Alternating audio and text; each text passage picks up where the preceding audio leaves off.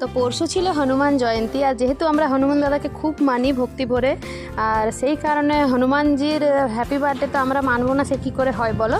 আর যেহেতু এই দিনটা আমরা জানি না অধিকাংশ মানুষই, আর আজকে যেহেতু আমরা আমাদের ঘরে যেহেতু স্থাপনা করেছি, সেই কারণে একটু হ্যাপি বার্থডে মানাতে তো হবেই, তাই না? সেই কারণে প্রসাদ নিয়ে এলাম, ভোগ প্রসাদ নিয়ে এসেছি, আর ঠাকুরকে মালা টালা দিয়ে খুব সুন্দরভাবে পুজো দিলাম। আর আমার বর বাড়িতে থাকলে তো সে তো আরও খুব সুন্দর করে করতো পুজোটা। যেহেতু আমার পুজোটা করতে লেট হয়ে গেছে, তাও পুজো করতে বসে গেছিলাম। তারপর ভাবলাম যে নিজের সন্তানের জন্মদিন যখন ধুমধাম করে পালন করি, তাহলে হনুমানজির জন্মদিনটা কেন ঠিকঠাক করে পালন করবো না, তাই না?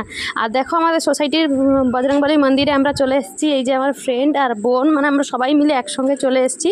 এখানে একটু পুজো দেখবো আর প্রসাদ খেয়ে তারপর বাড়ি যাব। এখানে প্রচুর ভিড় হয়েছিল, আরতি হয়েছে, সন্ধ্যা আরতি, তারপর সবাই প্রসাদ পেয়েছি। এই যে দেখো আমার মেয়ে।